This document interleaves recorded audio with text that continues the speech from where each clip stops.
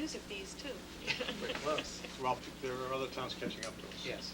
We were We first were though. first, We're though. number one. We were the trendsetters. Anyone else? Deanna? Mr. Bernard, this came up last year, and if we're not at level services or can't provide for a level services budget, how will that impact accreditation at the high school and issues that you've had over the years that you've tried to rectify? I think accreditation could be jeopardized. I did need to send a letter to what's called a substantive change alert. I sent a letter back in February to the New England Association of Schools and Colleges, notifying them of the absence of curriculum leadership at the high school this year. So I do need to keep them informed of changes that I hate to use the term negatively impact the high school, but that's the case. Without curriculum leadership at the high school, I felt that was something that the association needed to be made aware of. Going forward, I think it's fair to say that there are areas that the accreditation measures that could be jeopardized if a level services budget were not provided. I think that, if you want specifics, I think if we started to run dangerously close to the recommended level of student guidance counselor ratios, if that was threatened, I think that's something that could affect the accreditation of the high school. We are already close with the student ratios in science labs that I spoke of earlier tonight. The recommendation is 24 students to a science class.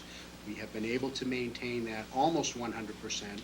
There are times students transfer in based upon their prerequisite courses. We sometimes do have to compromise the 24 limit, but we don't exceed that often, and we don't exceed it beyond 1 or 2 students. John, I want you to use the recommended maximum, because 24 is the maximum they recommend. We'd love to be under that, correct? Yeah, well, I think 24 is a reasonable number. I mean, sure, you'd like to be at 22 or, even 20, but I don't find 24 to be an unreasonable number. When you start to approach 26, 27, then I think that becomes, I think there are safety issues that come up too, with teacher supervision in a science class. I think if we lost some of the offerings that we do provide for students now, that would be a negative for the district in terms of the accreditation for the high school. The building is another area that the association accredits us under, and I think the facility, as they call it, that's an issue. So I don't know, does that help? I think it's fair to say that accreditation is something, and we're up for our reaccreditation in 2013. I will start preparing the self-study in 2011, formally preparing for the self-study in 2011. We never really are not working toward reaccreditation, but there are periods over the 10 years, every 10 years where we go through a site visit, but there are periods when it becomes more intense. 2011 starts an intense period for us. Sure. I'll ask another question. I know that we're at the 180-day minimum for the days per school year that school is open, but there's also an hours component of time and learning. Where are we, and I believe it differs based on level, where are we? There was reference asked to the elementary principals. Would you recommend, shortening the school day or the school week? I'd hate to think that we do it at all, but, what are we up against there? We have a comfortable cushion for time and learning for the 990 hours at the secondary level and the 900 hours at the elementary level.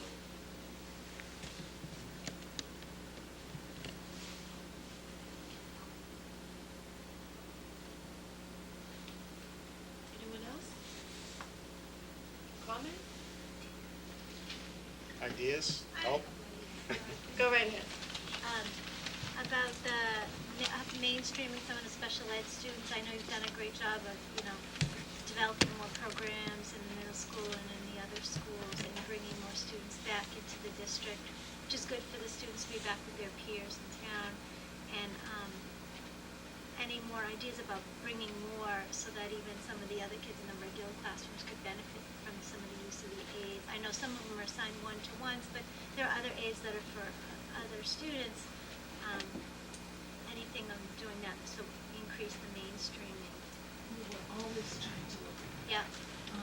and certainly every year, we sit down with those people who have children who are out of district and have that discussion.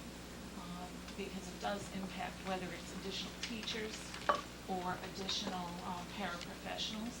It does support the whole building. And I think, as the principals would be able to tell you, the additional paras not only help support the students in the classrooms, but they help support the functions of the building, like busing and lunch coverage and all those additional things. And additional teaching staff certainly helps support all of the regular ed classroom teachers. My other comment was, Maureen, I don't know if I heard it out of context or because I'm back here and the fan's distorted, is the middle school and the study hall and 2 a day. I just think that, I don't know what your I think comment it's was. 2 a week, isn't it, John? Within the schedule of the middle school, all middle school students are scheduled for studies in their schedule, but there are no students who have 2 a day. I shouldn't say never. There are a couple of rare instances where there could be nothing else would be scheduled, but the schedules within the general arts rotation certainly is, like I say, there's some benefits. Some kids who use it organizational, get ahead of their homework and that kind of thing.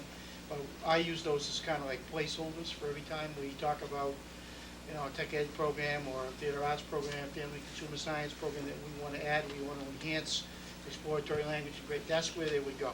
They would kind of start taking those study halls out of the schedule. So the matrix of the schedule is already designed for us to expand our programs without changing the whole schedule around. So again, those study halls to me are like gaps or opportunities that kids could be having instead of sitting in study hall. But there's not a lot we can do about that. Is this facility equipped to do like those tech ed kind of programs? Do you have the stuff in-house already, or is that going to be an extra cost? There are some spaces that used to be the old shop program, those kind of things that have been the old consumer and family arts. We kind of took it apart this year because it was so outdated and falling apart. We took it apart and made it a generic classroom. So there are some spaces that could be converted over to that kind of a program. But, as we add these programs and, space does become an issue, but we can be creative. If I had the opportunity to put it in, I would figure a way to do it. I would just hate to see where we were 2 years ago with kids having 2 studies on a day. It was just horrendous. And you would too. I know that's not the plan. It would be a reality. Other than the power block, there aren't study halls per se at the high school, correct, John? Right. There are not, and I would not classify college. Right, because they can go off and, But there are, every student has 8 classes. yeah. Anyone else? Okay, we're gonna wrap it up, again. Can I add a few things just Sure. before? I just want, the latest figures just came out for the per pupil spending, and I think, encouraging is the fact that over the last 5 years, we've gone from approximately 8th from the bottom to 50th from the bottom. Or you can say we're now 300 from the top, something like that. It's encouraging that we've increased. We're still well below the state average. We still have more than 300 districts, including the regional districts, that spend more per pupil than we do.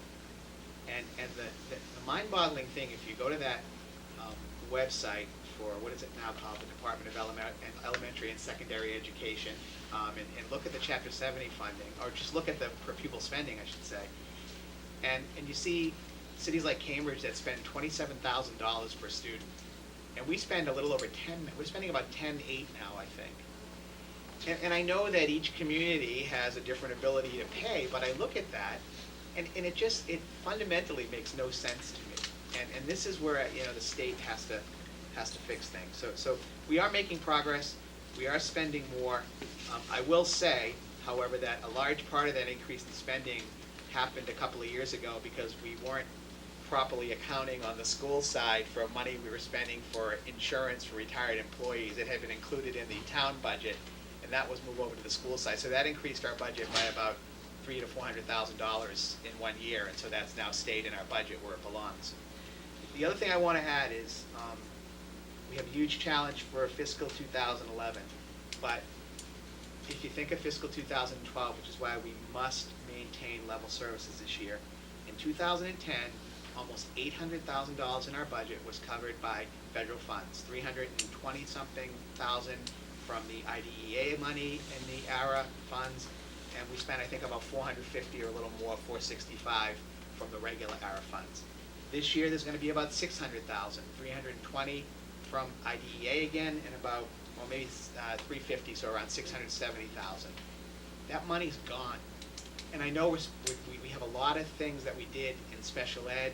We brought that program in from the SEAM program, and we used some of that money for that. We have that program now. If we go below level services this year, and then next year we're looking at trying to find money to replace all of that ARA money we've had because it's not going to be there. The challenge is, I don't know how we'll be able to meet the challenge for fiscal 2012, which is why we have to stay at level services this year. And while Mel says that our per pupil has gone up, and that we're around 10,000. 10.8 or something. 10.8 or something like that. The statewide average is over 13, it's about Right. 13.5 or so. And a lot of what's happened, we've moved up from 15 or 16 or something like that. But, and part of it was because of the way we were accounting. But if you also look at those numbers to how we got to where we are in the ranking today, a good deal of it isn't so much where we went up, it's where others came down because of the fiscal constraints within their communities. So I've been tracking that on a year-to-year basis and watching what's happened with it. The statistics are very interesting overall. Overall, we as a community spend a whole lot less than almost any place in the country. But again, and we end up by having, top of the line output. One of the difficulties is that it's more narrow than it ought to be. And while we can say that we're at the top in the country, we're in the top of the country in what's being tested, and not the breadth of the program. But you have to remember, there's a direct correlation from what Cliff brought up before, the ratio of students in the community to the population of the community and the per pupil expenditure. There's a direct link and connection to Right. that, and that's the biggest reason, I think, as to why our per pupil expenditure is so close to the bottom, because Fewer we have, taxpayers, right. and it's further compounded by the fact that North Reading doesn't have a tax classification. We only have about a 15% commercial industrial base, so the residential taxpayer pays the entire burden. So when it comes time for an override or any consideration for that, it's tough to do. Communities like Wilmington, we've talked about Wilmington, I think they have a 40% commercial industrial base, and therefore they have a tax classification, and therefore the residential taxpayer pays a lot less of the overall burden in Wilmington than they do in North Reading. So those are all, it's kind of like, I don't want to call it the perfect storm, but there's a lot of those factors that are affecting the way we can fund education. So, We look at a $24 million school budget, and if you think about that a little bit, if we had half as many kids in our community, or even 3/4 as many kids, that would be, what, $5 million or $5.5 million if we had 3/4 as many. We wouldn't be here worried about nickels and dimes.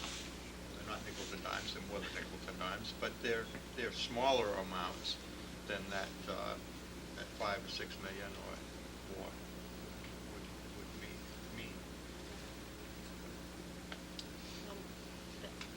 My personal opinion, the strength of our school system starts with the leadership. And certainly,